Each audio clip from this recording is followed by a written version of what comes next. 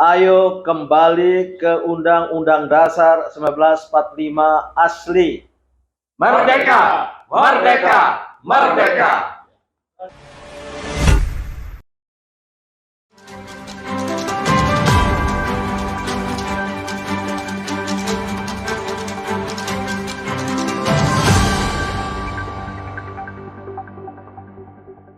Racikan Berita 1. Gerakan kembali ke Undang-Undang Dasar 1945 asli atau G45 menyampaikan terima kasih dan penghargaan tinggi atas kehadiran saudara-saudara dari pers nasional baik cetak, elektronik maupun media online pada konferensi pers yang keempat setelah deklarasi dari G45 gerakan kembali ke Undang-Undang Dasar 1945 asli. Saya didampingi oleh beberapa presidium dan deklarator, bagian dalam perjalanan dan sebagian pamit tidak bisa hadir baik karena sakit maupun karena berada di luar kota. Pak Hendrasin, Pak Hendrasin aja. Ya duduk. Ya. Pak Hendrasin. Saya didampingi sebelah dari yang baru datang, saya panggil Habib Sayuti Asyatri, beliau presidium. Kemudian Bapak Ponco Sutowo juga presidium. Kemudian Bapak Hatta Taliwang, sekretaris. Ibu Dokter, calon Dokter Fauzia Tiasuma, bendahara. Dan Pak Hendra Suhada adalah deklarator. Nanti yang lain akan menyusul. Nah, pada kesempatan ini kami akan menyampaikan pikiran lanjutan sebagai penjelasan dari deklarasi pada 7 November 2023 yang lalu. Naskahnya kalau diperlukan silakan minta ke sekretaris. Untuk itu saya silakan Mbak Fauzia Tiasuma untuk membacakan pikiran pernyataan pada konferensi pers kali ini. Bismillahirrahmanirrahim. Assalamualaikum warahmatullahi wabarakatuh. Penerapan Undang-Undang Dasar 2002, suburkan korupsi, kolusi, dan nepotisme. 1. Sejak masa reformasi, diubahnya Undang-Undang Dasar 1945 asli dan diberlakukannya Undang-Undang Dasar 2002 yang membuka jalan bagi liberalisasi politik dan ekonomi.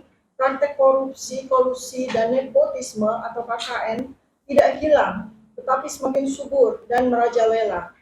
Praktek KKN menyebar ke daerah dan bahkan di sekitar pusat kekuasaan. Sejak masa reformasi, terjadi kasus korupsi besar yang merugikan negara triliunan rupiah, seperti kasus Bank Senturi, kasus Hambalang. Pada rezim pemerintah terakhir, di bawah kepemimpinan Presiden Insinyur Joko Widodo, praktek korupsi merajalela hingga ke daerah-daerah dengan terlibat dan terjeratnya sejumlah gubernur dan bupati serta wali kota. Memprihatinkan adalah dugaan tindak pidana korupsi terjadi di sekitar pusat kekuasaan. Yang paling akhir berkembang dugaan korupsi di Kemenkominfo, Kementan, kasus IKTP, BTS. Nestapanya, praktek korupsi dalam bentuk tuduhan pemerasan melibatkan Ketua Komisi Pemberantasan Korupsi itu sendiri. 2. Korupsi di Indonesia telah menjadi state capture corruption, yakni dilakukan oleh negara itu sendiri. Hal ini dimungkinkan karena ketatanegaraan Indonesia yang berubah membuka peluang bagi munculnya oligarki politik dan oligarki ekonomi yang terlibat dalam persekongkolan jahat. Keadaan demikian membuat politik Indonesia menjadi politik berbiaya tinggi, high cost politics, yang menyebabkan seseorang pejabat legislatif maupun eksekutif tampil karena sponsorship yang pada akhirnya dia harus membalas budi dengan memberi konsensi tertentu. 3. Liberal dan liar, sehingga memberikan jalan lahirnya kleptokrasi dan politik dinasti yang mengkhianati cita-cita reformasi. Dengan kekuasaan yang terpusat dan rekrutmen politik yang dipengaruhi eksekutif, serta didukung oleh produk hukum perundang-undangan yang dikendalikan oleh eksekutif, kalangan eksekutif dapat menguasai aset negara. Maka tidak mengherankan jika ada pejabat yang ikut berbisnis dan menguasai aset negara, yaitu kaum kleptokrat. Hal itu semua disebabkan tidak efektifnya pengawasan dari lembaga perwakilan dan tiadanya pertanggungjawaban presiden kepada rakyat melalui Majelis Permusyawaratan Rakyat. 4. Sistem politik dan ketatanegaraan Indonesia, produk Undang-Undang Dasar 2002, rentan dan telah memunculkan kekuasaan politik yang cenderung mengakumulasi kekuasaan dan melanggengkan kekuasaan, baik untuk berkuasa lagi maupun mewariskan kekuasaan kepada kroni atau family. Sistem itu juga cenderung menciptakan kediktatoran konstitusional, constitutional dictatorship, yakni dengan rekayasa hukum bagi kepentingan dirinya dan kroninya. Hal demikian disebabkan oleh adanya legitimasi semu dan budaya politik memiting lawan, muzzling approach, seperti penyanderaan terhadap elit politik sehingga partai politik tidak berdaya dalam mengambil keputusan politik strategis. Hal ini ditambah dengan tiadanya pertanggungjawaban presiden kepada lembaga tertinggi negara yaitu MPR, maka seorang presiden bertindak semena-mena dan menyalahgunakan jabatan.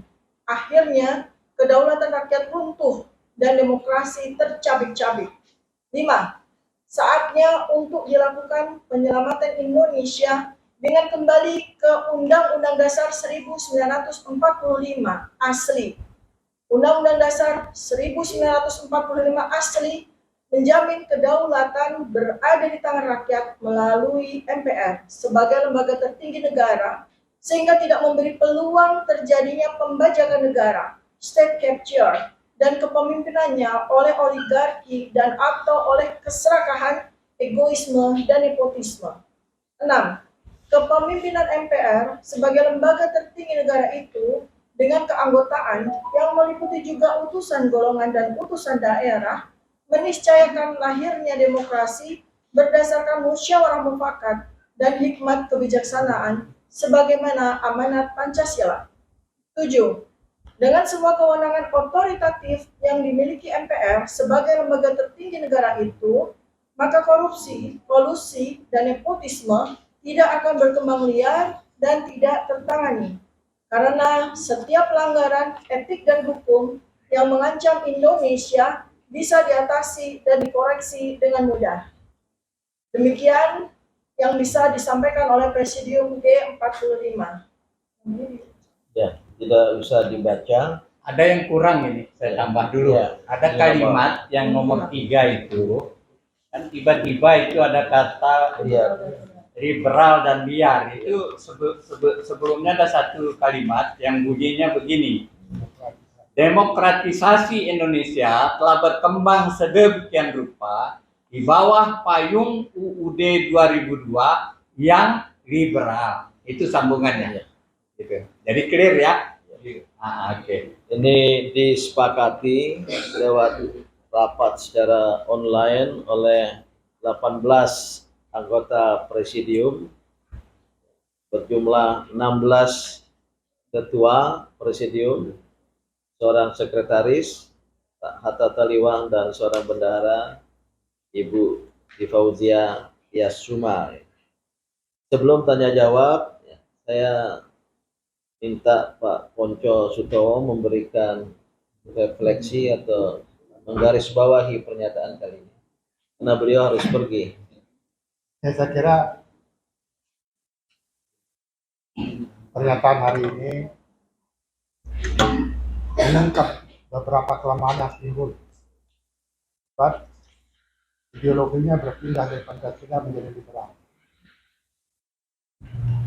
Ideologi liberal membolehkan siapa saja untuk mengambil inisiatif, tidak mengenal suatu perencanaan nasional.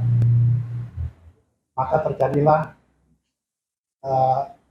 yang sering kita kenal the survival of the fittest, yang kuat-kuat dan bertahan, yang tidak kuat.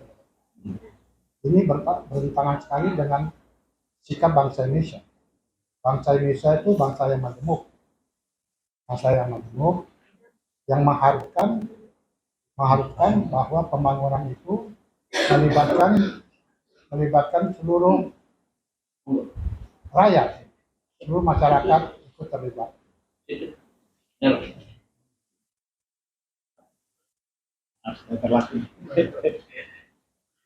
Ya, sudah dimulai ya, silakan.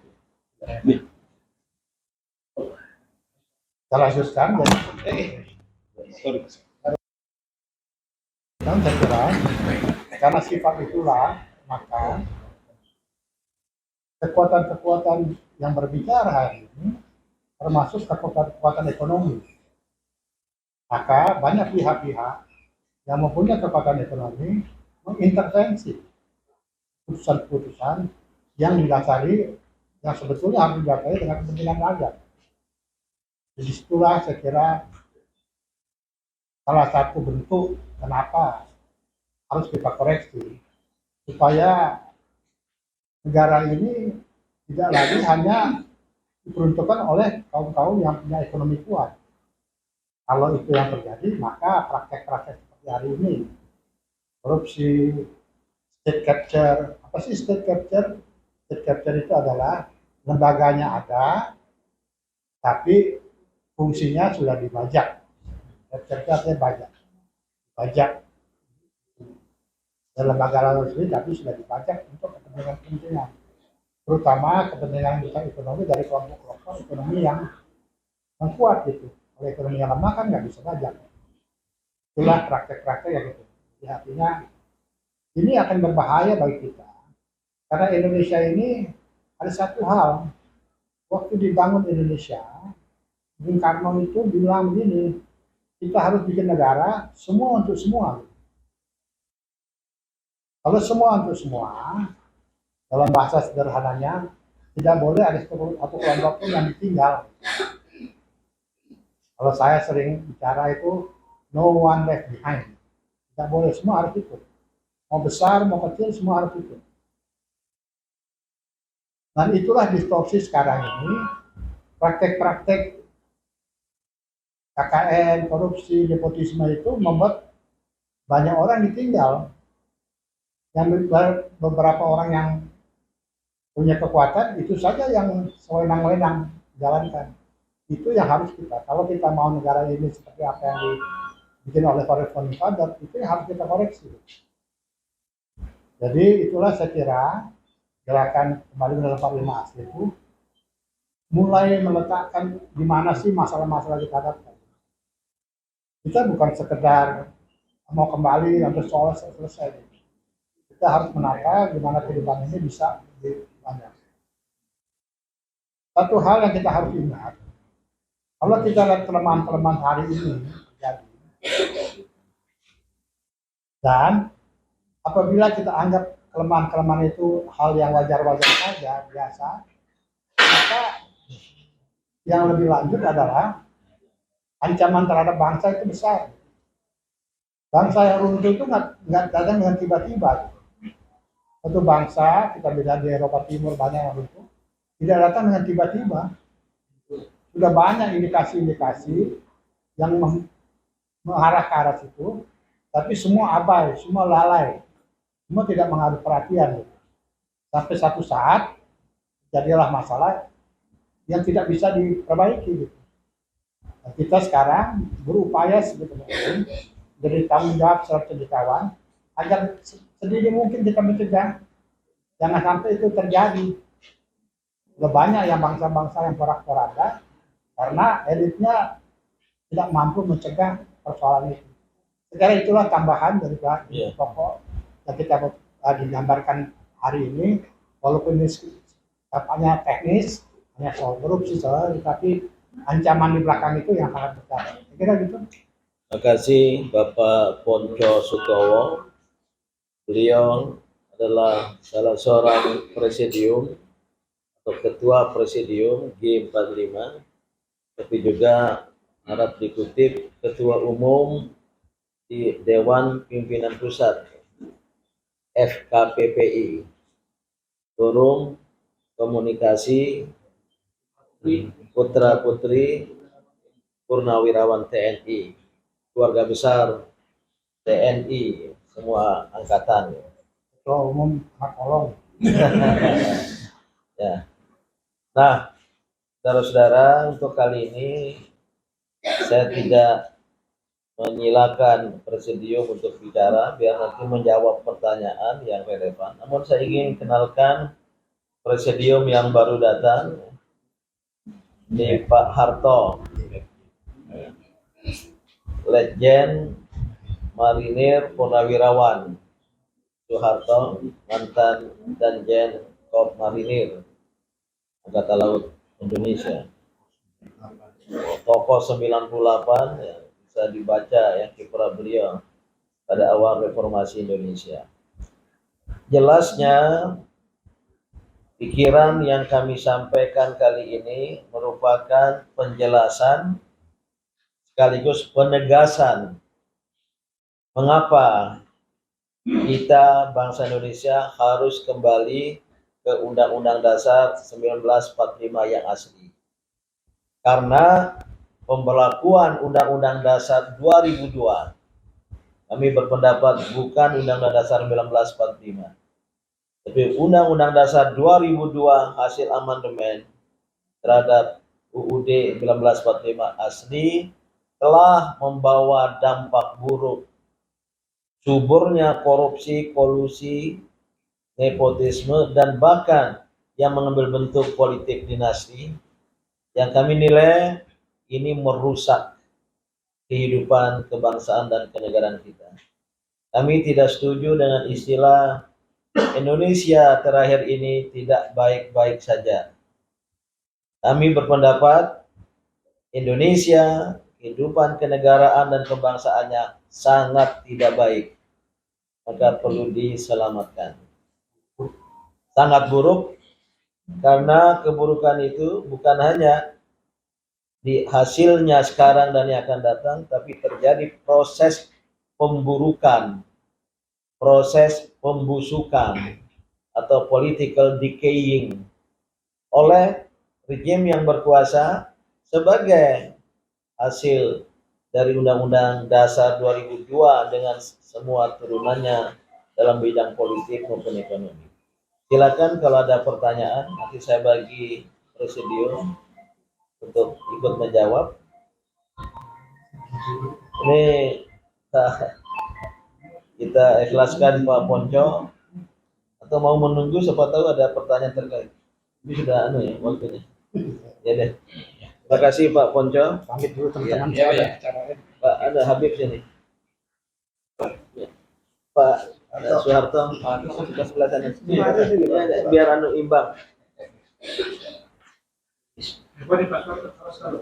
Awas kabel.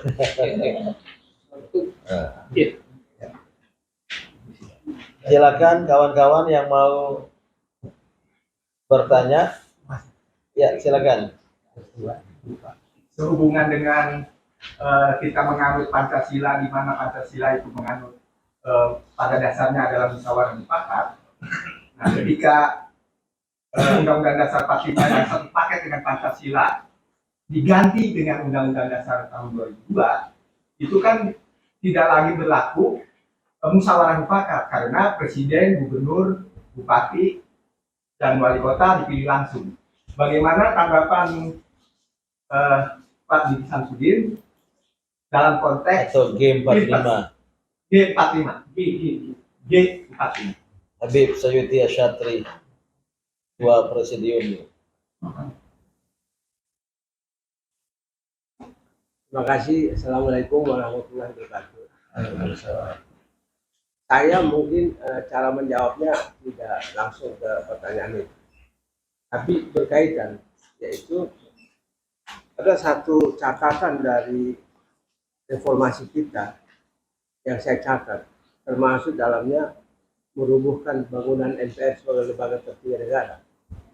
Catatan yang saya kedepankan karena relevan dengan acara kita atau tema hari ini adalah sebenarnya reformasi di Indonesia itu berlangsung dengan slogan yang menjadi sentral slogan atau temanya adalah anti korupsi, kolusi dan nepotisme. Nah itu tema sentralnya. Sejumlah TAP MPR dibuat khusus dengan semangat untuk menghadapi masalah tersebut.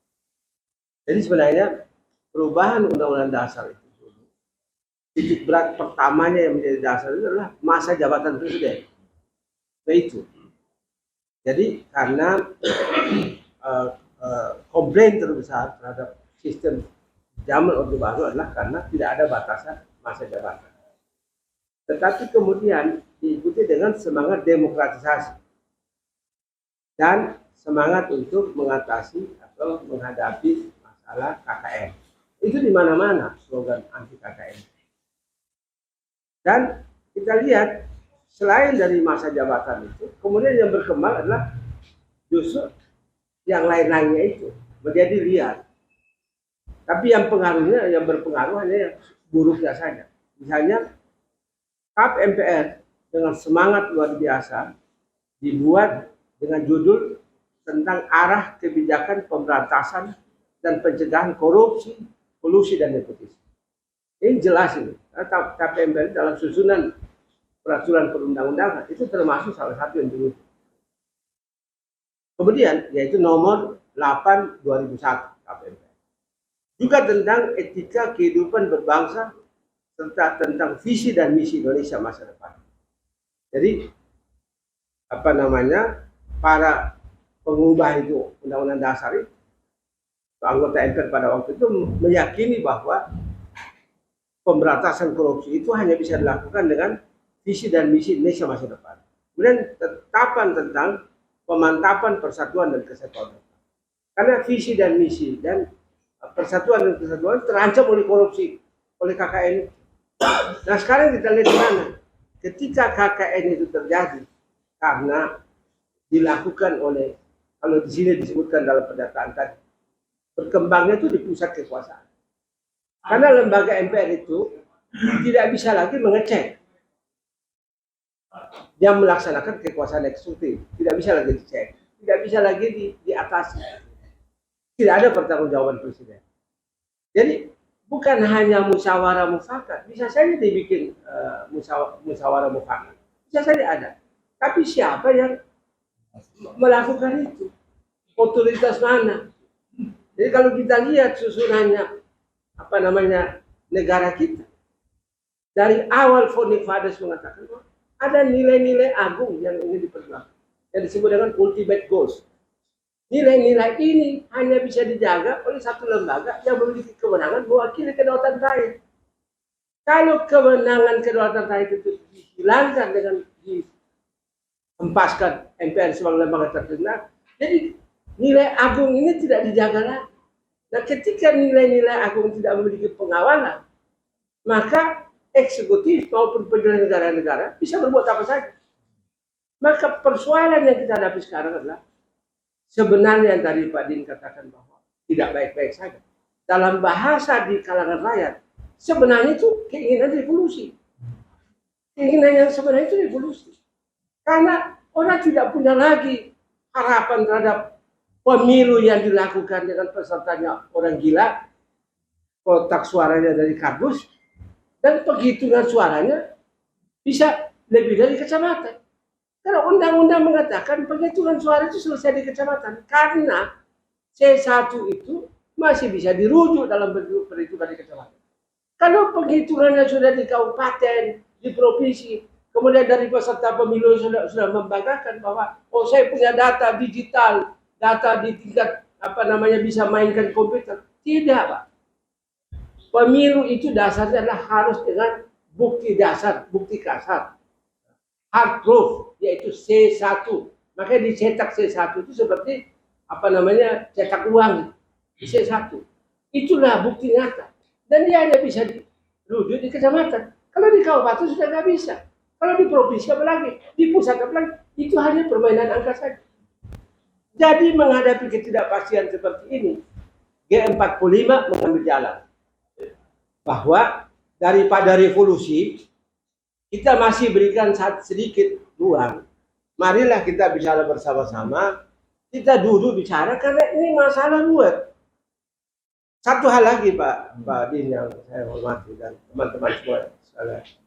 Satu hal lagi, kalau dulu masih ada kita suka atau tidak suka, tapi demokrasi kita dikawal, diamati oleh pengamat internasional. Yang walaupun misalnya Amerika itu kita kutuk membuat perang di mana-mana dan kejahatan kemanusiaan, tapi masih ada satu otoritas internasional yang disebut dengan publik internasional yang mengamati. Dan kalau terjadi masalah yang merusak etika dan sebagainya, mereka masih bisa bersuara. Sekarang ini kebetulan mereka juga sudah tidak punya akar alas legitimasi dalam soal moral, karena mereka juga terlibat, mereka komplisit. Lembaga-lembaga internasional yang dulu kita banggakan, IMF, Bank dan sebagainya, setelah jatuhnya Pak Harto, mereka juga ikut serta karena membuat angka-angka yang tidak benar dan sebagainya.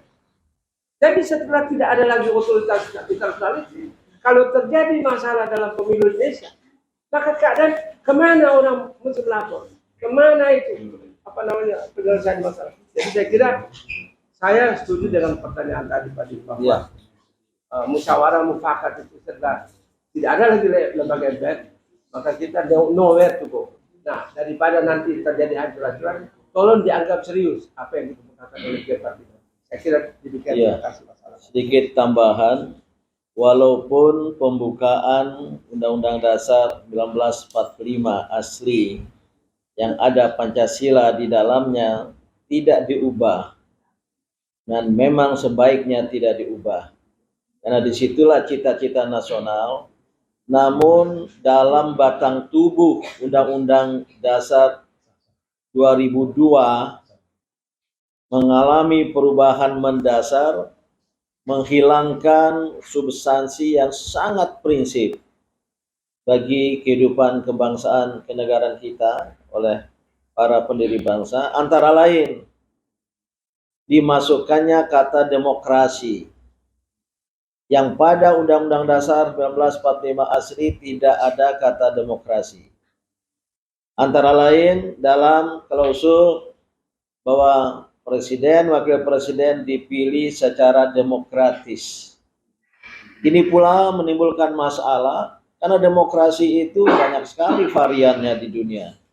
Tapi dibuat secara demokratis yang kemudian diterjemahkan sebagaimana pemberlakuan undang-undang tentang partai politik, undang-undang tentang pemilu terakhir ini, dengan mengamalkan doktrin-doktrin demokrasi liberal, doktrin demokrasi liberal pada doktrinnya yang paling liberal, seperti one person one vote, satu orang satu suara dalam pemilihan presiden wakil presiden yang telah terjadi dan akan terjadi.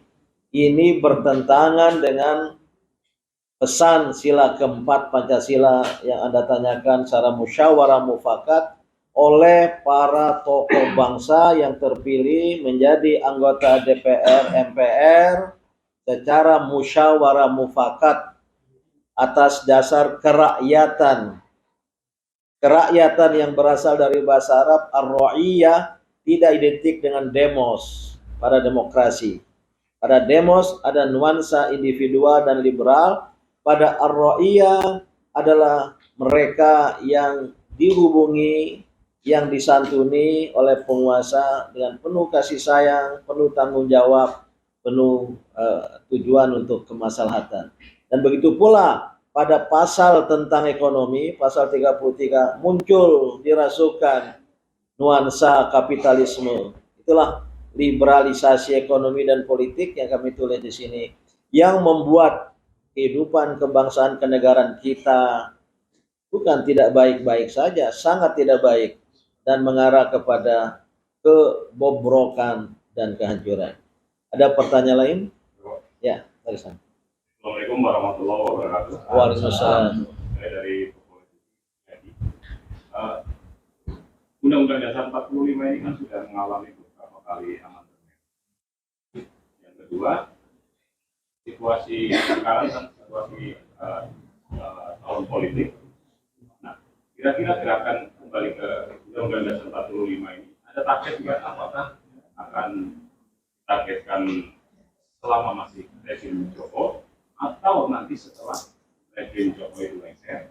Nah, yang kedua, bahwa mengingat bahwa masyarakat ini kan sedang tidak ngeh, kalau bahasanya nggak ngeh itu terhadap amandemen. Sejatinya itu sampai sekarang masyarakat tidak tahu apakah Undang-Undang Dasar 45 ini diamandemen atau enggak. Karena memang tingkat pengetahuan masyarakat terhadap konstitusi itu minim sekali, lemah sekali. Nah, kira-kira apakah masih ada punya waktu untuk sosialisasi sehingga gerakan ini mencapai pada target sendiri? Terima kasih. Assalamualaikum Ya, saya langsung jawab. Sudah dinyatakan pada konferensi pers G45 yang lalu bahwa G45 mengambil jalan tengah, jalan moderat. Ada banyak kelompok yang punya keinginan yang sama, kembali ke Undang-Undang Dasar 1945 yang asli, namun berbeda cara.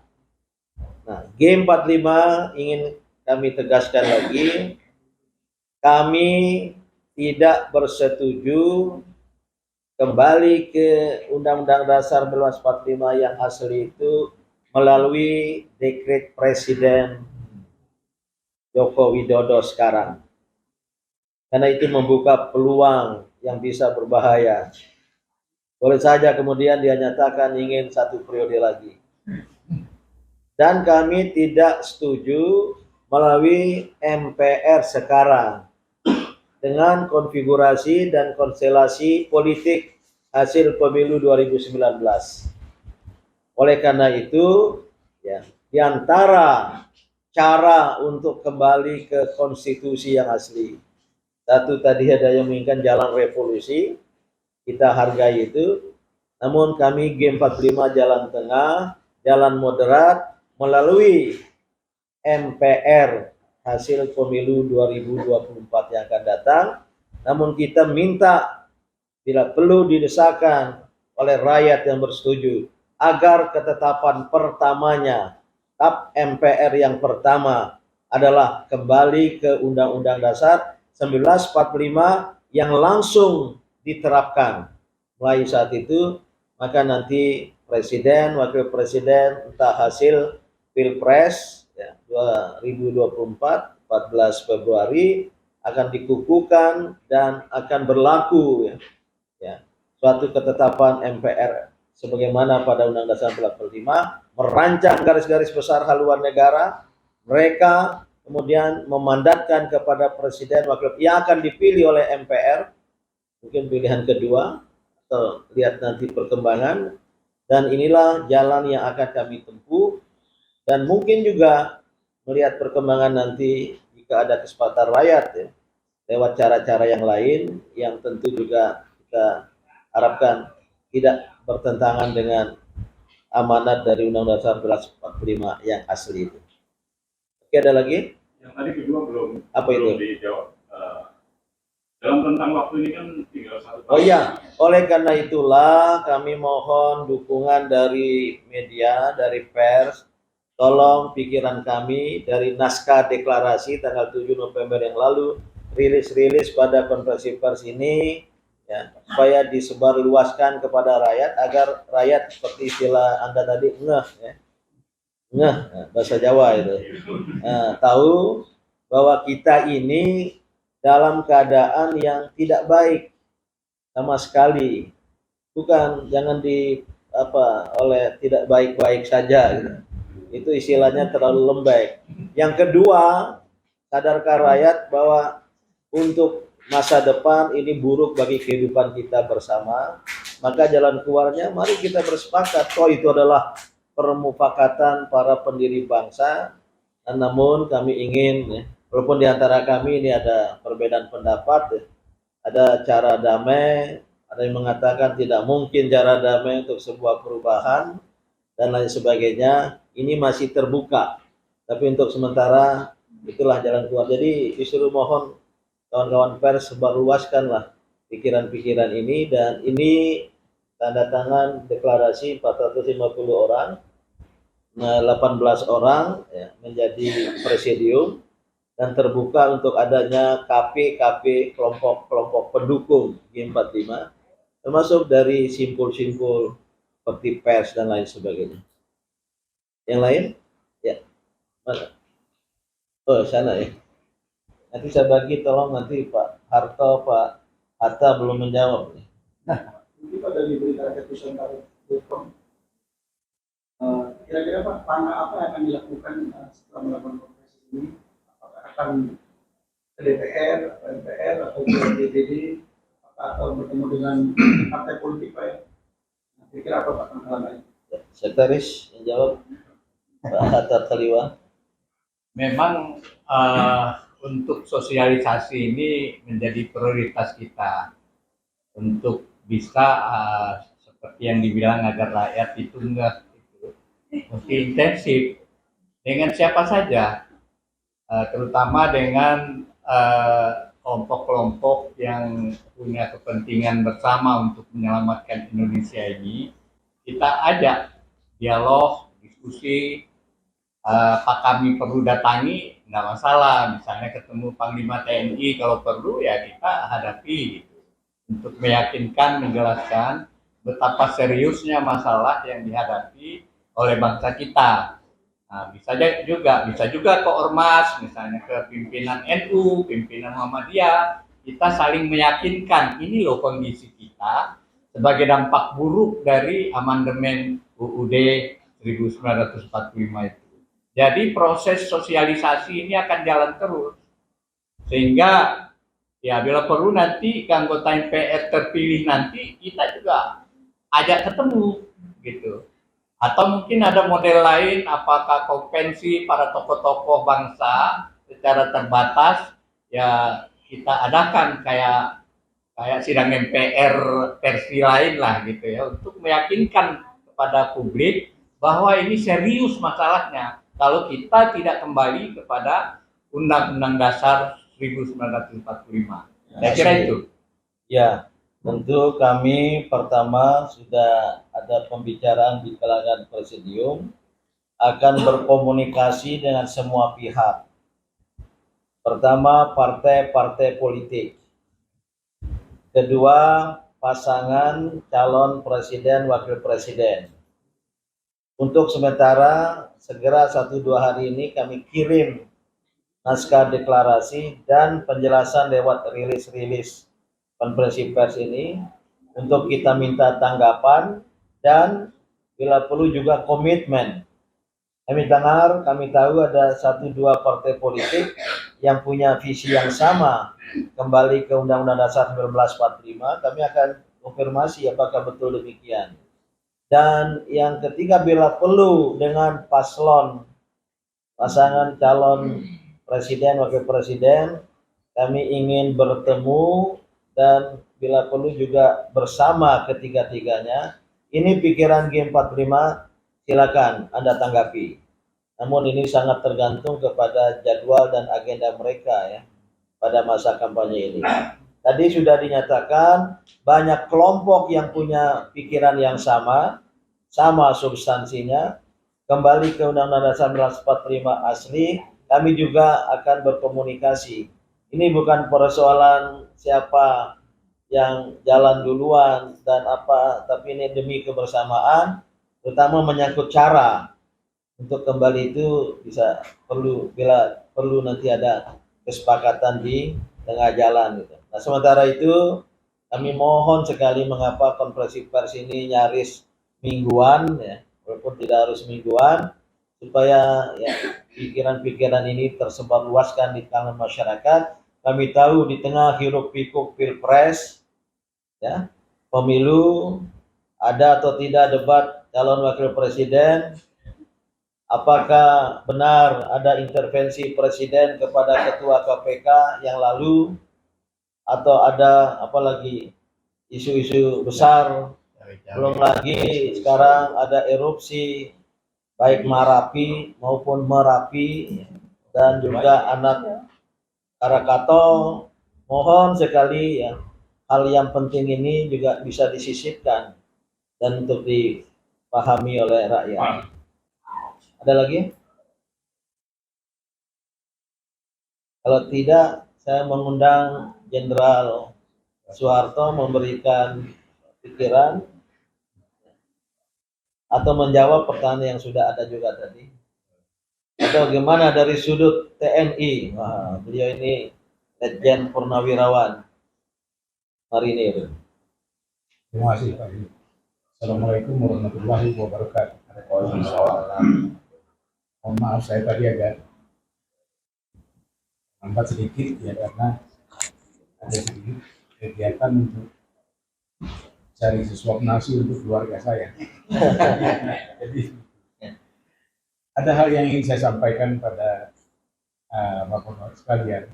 Sebetulnya hari ini ada dua, yaitu petisi 100 di Jogja dengan jam yang sama dengan dan G45.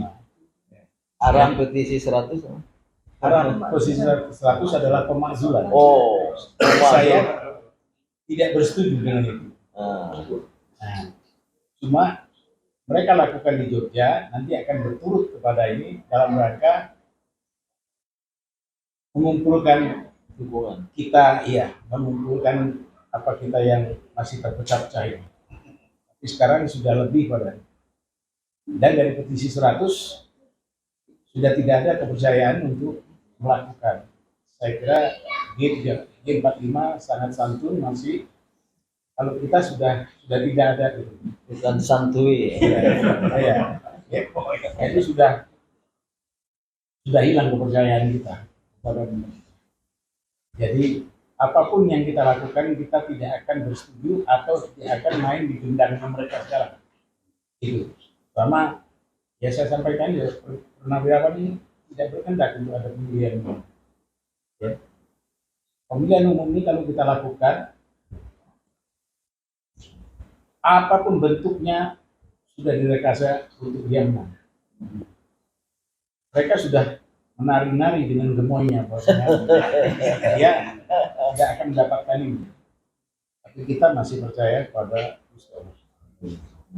Nah, dari petisi 100 nanti masih ada gerakan lagi kemana? Mengimbangi masa kampanye ini kita akan jalan.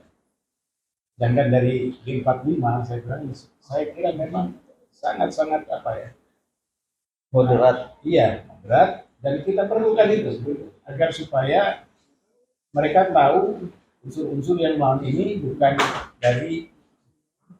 hanya dari kita saja yang marahin atau yang lain-lain, tapi kita melihat bahwasanya ini semua kalangan sudah tidak bersetuju dengan adanya perjalanan ini.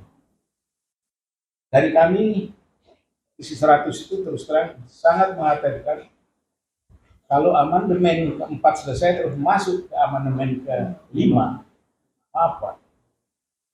Di benak kami sudah satu, kita sudah hilang. Sudah tidak punya Undang-Undang Dasar 45. Nah, berkaitan itu kami juga sudah kehilangan sumpah prajurit kami. Bahwasanya kami tetap harus pada negara, pada pemerintahan, dan pada negara yang berpegang pada Pancasila dan Undang-Undang Dasar 45. Itu kami perjuangkan sampai kapan. Jadi apa yang disampaikan oleh Pak Din dan rekan-rekan saya bersetuju. Karena terus terang saya berbagi tugas ini. Saya tinggal di sini, Pak Tiasno ikut di Jogja, ya nanti mungkin akan berkembang lagi kemana-mana. Nah, lari kami terus terang saya katakan, kami tidak bersetuju dengan adanya pemilu ini. Ya, terus terang saya katakan tidak bersetuju dengan pemilu. Karena 100% bilang itu. itu mereka sudah menang. Mereka punya ASN, mereka punya ABRI, mereka punya polisi, mereka punya uang, semuanya dia sudah punya. Apa yang kita punya? Kepala desa. Kepala desa pun sudah ditanggung sama dia. Iya kan? 20.000 kepala desa masuk sini. Belum lagi kita bicara masalah kepala daerah yang 107 yang pejabat yang ditunjuk oleh mereka. Apa artinya? Artinya itu sudah semua. Tinggal kita melawan dengan cara kami. Dengan cara kami. Terus terang saya katakan dengan cara kami. Terserah mau dinilai apa kami itu. Tapi ini demi Republik ini. Jadi mohon diketahui kerusakan ini tentunya di kami mengatakan problem di Republik ini adalah Jokowi. Maaf, dari 4 tahun yang lalu saya mengatakan, saya tidak pernah mengatakan dia presiden. Saya akan menunjukkan Jokowi saja. Problem kita dari Jokowi.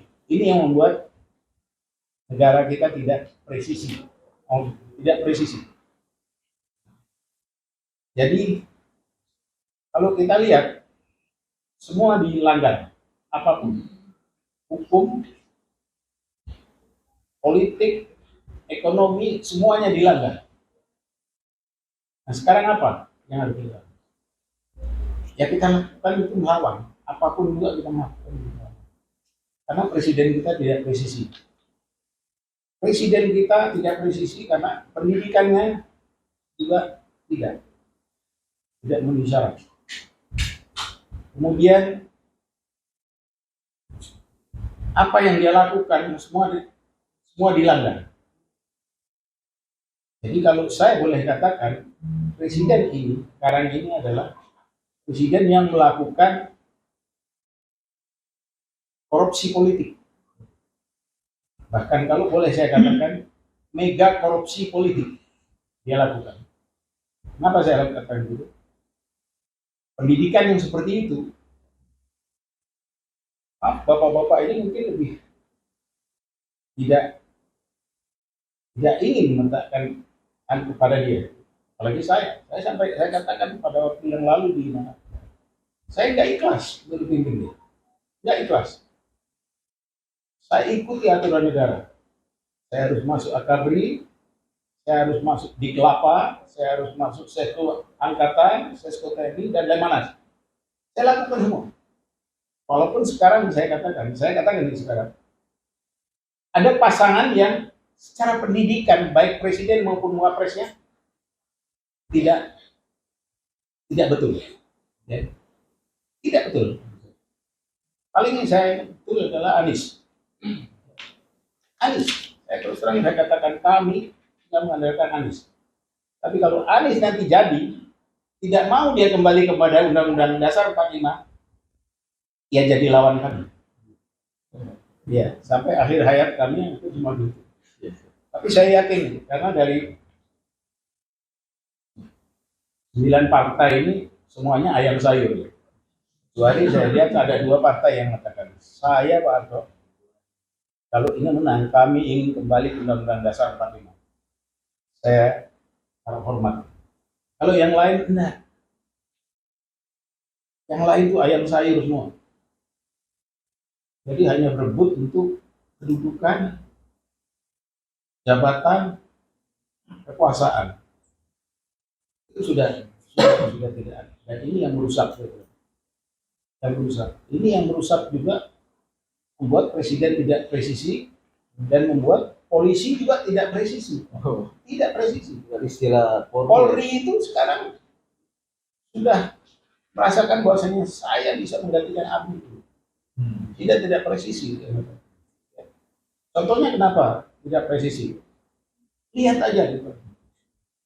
Yang melanggar di polisi itu bintang 3, bintang 2, bintang ini, ya Allah.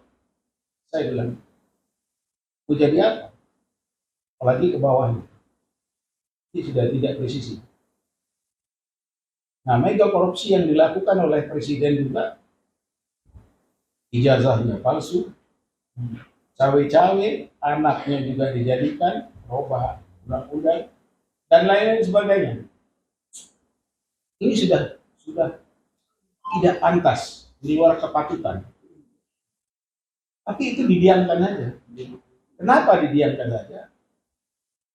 9 partai yang ada itu juga seperti itu sekarang. Menteri-menterinya juga seperti itu. Bayangkan saya terperangah gitu. Menteri yang jadi korupsi, wakil menteri jadi korupsi, kepala daerah korupsi, ketua KPK korupsi. Apa yang mau kita teladani dari itu? Apa? Tidak ada. Karena apa? Karena presidennya sendiri seperti itu. Tidak presisi. Masukkan orang nggak apa-apa. Seperti yang lalu saya katakan, monggo, saya mau dikandangkan, mau diapakan, monggo saya. Di usia saya sudah 76 ini tidak ada lagi. Yang saya perjuangkan bukan apa-apa, yang saya perjuangkan untuk anak cucu saya. Jangan sampai ke depan nanti anak cucu saya ngepel di rumah-rumah Cina. Itu yang jadi saya tidak terlalu dalam lah untuk ini, tapi itu nafas kami di ABRI itu tinggal. Ya, itu tinggal. Kenapa saya bilang itu? Saya ikut berkeringat kok di Republik ini. Di tim berapa kali saya ikut di sana untuk mempertahankan Republik ini. Di Aceh saya ikut. Apa yang jadi saya tidak ikhlas dengan keringat yang kami berikan kepada sekarang jadinya seperti ini. Kemarin diangkat Panglima TNI Kasat, itu bagi saya KKN yang sudah sempurna sekali KKN ini. Sempurna sekali Pak. Iya. Jadi saya tidak tahu lagi harus bicara apa. Tadinya seperti Pak Din katakan, kami akan membentuk perwakilan untuk menghadap Panglima TNI. Sekarang sudah ganti. Panglima TNI bagian daripada mereka sudah. Ya kan? Sampai kita guyonnya biar kamu mau jadi panglima, kamu mau jadi apa? Ya. Usahakan kamu dinas di Solo. Iya kan? Usahakan dinas di Solo. Iya. Jadi, waduh. Ya itu yang saya Ya. Jadi terima kasih G45 bisa mengajak saya di sini juga petisi 100. Kalau tidak ada itu mungkin saya nggak tahu harus bersuara di mana lagi. Terima kasih. Terima kasih Letnan Jenderal Marinir Purnawirawan Soeharto. Apa yang beliau sampaikan saya nilai merupakan suasana kebatinan banyak purnawirawan TNI atau ABRI, dan memang banyak yang juga bergabung dengan G45 ini. Selain beliau, kemarin juga hadir Letjen TNI Purnawirawan Syamsir Siregar. Kemudian juga ada pernah hadir dalam rapat-rapat Maijen Letjen Purnawirawan Yayat Sudrajat, dan gengnya banyak di Bandung sana. Pak Jen Sunarko dan Jen Kopassus ikut bergabung. Ini ya kawan-kawan, inilah suasana kebatinan para purnawirawan, walaupun mungkin ada 1-2 yang tidak, ya. Dan juga ya saya kira TNI aktif bahwa dengan pemberlakuan Undang-Undang Dasar 2002, kami selalu katakan demikian, dan undang-undang turunannya keluarga besar TNI, ya, khususnya yang sudah purnawirawan ataupun yang masih aktif, merasa apa istilah yang tepat, dirugikan atau terugikan, sementara jasa mereka sangat besar bagi Republik ini. Dan oleh karena itu ya, tadi sebagian yang disampaikan oleh Letjen Soeharto adalah dalam kapasitas beliau sebagai presidium juga di sana ya. Kelompok 100 yang call-nya memakzulkan presiden. Walaupun beliau tadi tidak setuju. Oh, ini ikut juga. Iya. Ini banyak yang berdui fungsi ini. Bahkan multifungsi ya. Tapi sejauh menyangkut sikap pandangan G45 itu tadi ya, menyangkut metode kita, insya Allah ingin presisi, ingin tepat, dan ingin memastikan ada kesepakatan nasional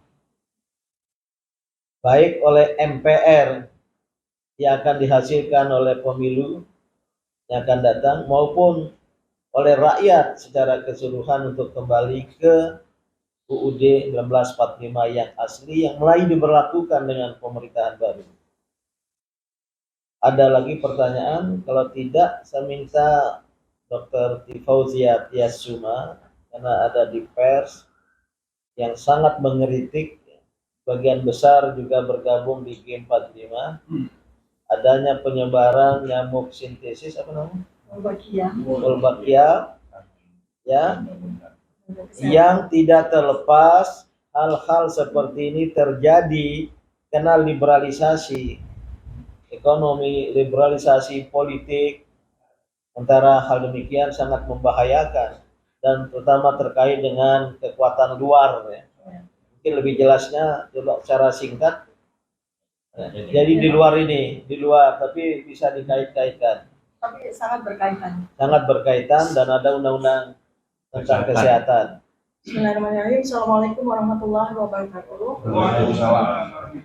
Jadi walaupun background pertama saya dokter dan insya Allah sebentar lagi juga akan jadi dokter, tapi Amin. melihat dari kegentingan. Jadi kalau bahasa saya bukan lagi tidak baik, bukan lagi genting, kalau dikaitkan dengan penyakit Indonesia ini sudah masuk kanker stadium 4. Karena itu saya terpanggil untuk ambil doktor lagi bidang fisik di Universitas Pajajaran. Supaya saya memahami betul apa sesungguhnya yang bisa saya lakukan dalam kacamata saya sebagai dokter. Karena kalau Indonesia itu sudah jadi pasien kanker stadium 4, maka harus ada ilmu kedokteran yang digunakan. Nah, itu maka saya terpanggil. Nah, jadi berawal melihat dan menganalisis dengan dua pisau ini, pisau sosial dan politik. Maka sebetulnya Indonesia ini masuk dalam pusaran kepentingan dunia yang sebagian besarnya Anda mungkin sudah tahu bahwa ada kekuatan kepentingan ekonomi yang kemudian juga melibatkan kepentingan politik yang setiap tahun menjadi traktat atau menjadi dasar dari bagaimana ekonomi dunia ini diselenggarakan. Mungkin Bapak Ibu, teman-teman semua tahu World Economic Forum yang setiap tahun diselenggarakan dan Indonesia menjadi salah satu negara yang mengikuti.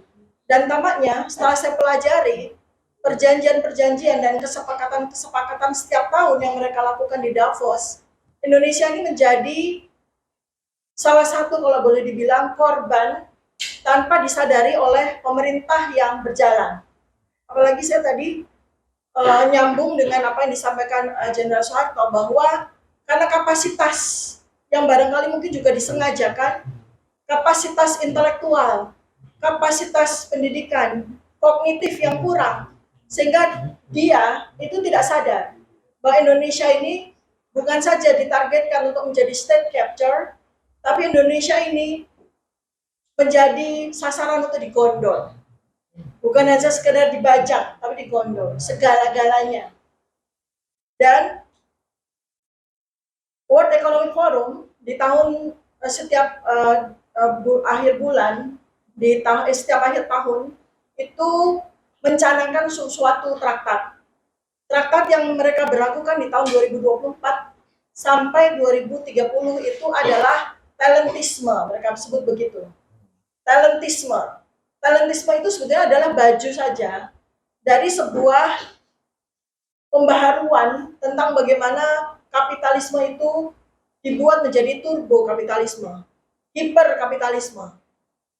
Sehingga nantinya mereka dengan traktat tersebut yang kemudian diturunkan tanpa disadari oleh seluruh rakyat melalui undang-undang omnibus yang sudah berlaku, dan kalau dari sisi domain saya yaitu Undang-Undang Kesehatan tahun 2023 itu adalah contoh bagaimana turbo kapitalisme, bagaimana yang sekarang ini mereka sebut dengan talentisme itu akan diberlakukan.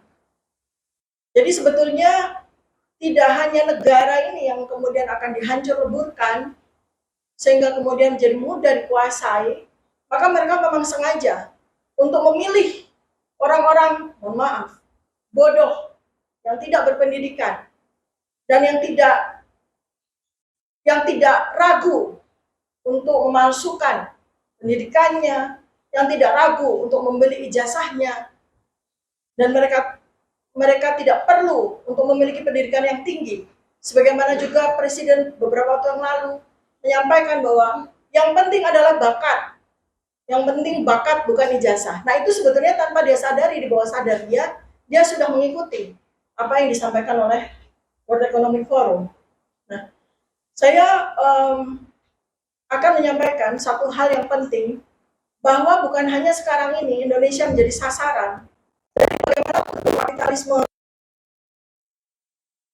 dengan bukan saja state capture yang nanti akan menjadi korbannya, tetapi apabila Undang-Undang Kesehatan 2023 ini diterapkan dengan sungguh-sungguh dan dikorelasikan dengan traktat yang draftnya, traktat kesehatan yang draftnya juga sudah dibuat oleh WHO, yang namanya Pandemic Treaty, ya, maka bukan hanya state capture yang terjadi, tetapi lebih dari state capture, human capture, pembajakan manusia.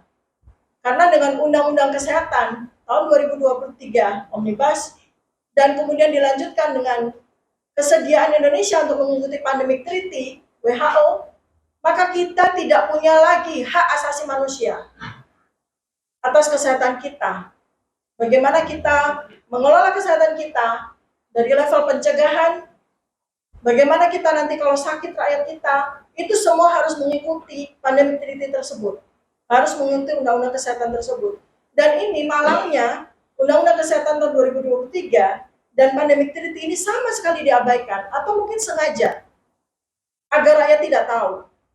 Dan ini bahaya sekali. Seperti contoh, kasus yang baru-baru ini viral, yaitu nyamuk berteknologi yang disebut sebagai nyamuk Wolbachia. Ini adalah sebuah proyek penelitian yang melibatkan private, yang melibatkan industri, yang melibatkan orang-orang yang menyebut mereka filantropis, padahal mereka adalah pebisnis. Di mana uang yang mereka katakan itu adalah uang filantrop, itu adalah uang dari perusahaan mereka sendiri. Dan kemudian mereka membuat pabrik-pabrik nyamuk di seluruh dunia. Dan Indonesia dengan iming-iming uang, dana penelitian yang mungkin jumlahnya tidak seberapa, kita semua itu tergadang.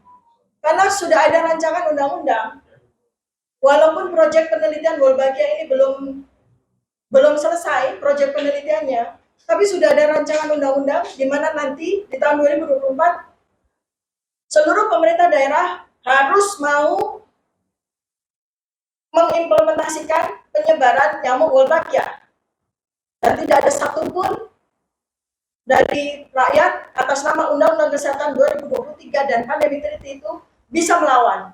Karena itu maka saya selain menjadi anggota G45, saya juga bersama-sama dengan teman-teman dalam gerakan sehat untuk rakyat Indonesia, kami melawan proyek penelitian ini yang didanai oleh Bill and Melinda Gates. Ya, kita sudah tahu apa yang menjadi tujuan mereka, karena mereka melakukan engineering terhadap organisme. Mereka melakukan engineering dengan menggunakan berbagai teknologi yang bukan teknologi baru sesungguhnya, tetapi rakyat tidak tahu bahwa mereka nanti akan menjadi sasaran dari sebuah yang boleh kita sebut sebagai bioweapon, bioterrorism. Rakyat tidak tahu. Maka alhamdulillah saya bisa bersuara pada kesempatan ini dan sampaikan secara muat, karena harus ada cara untuk menyampaikan ini, mengedukasi, karena kita sudah putus asa juga dengan pemerintah.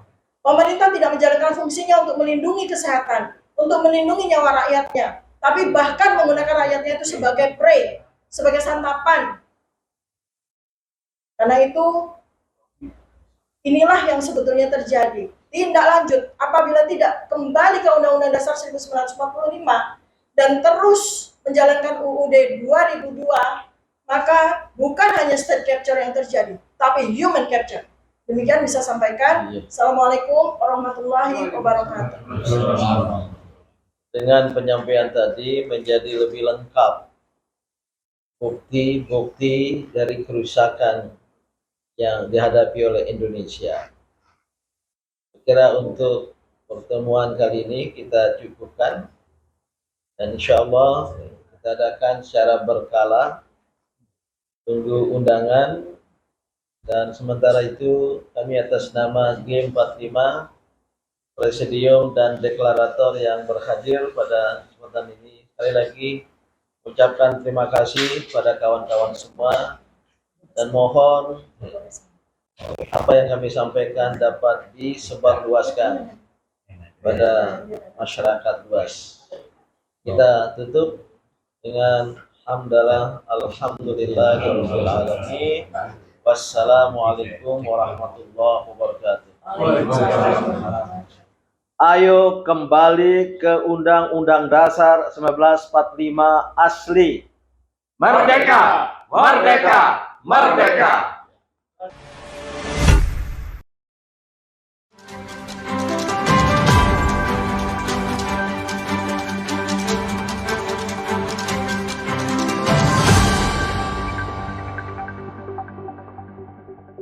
Racikan Berita 1.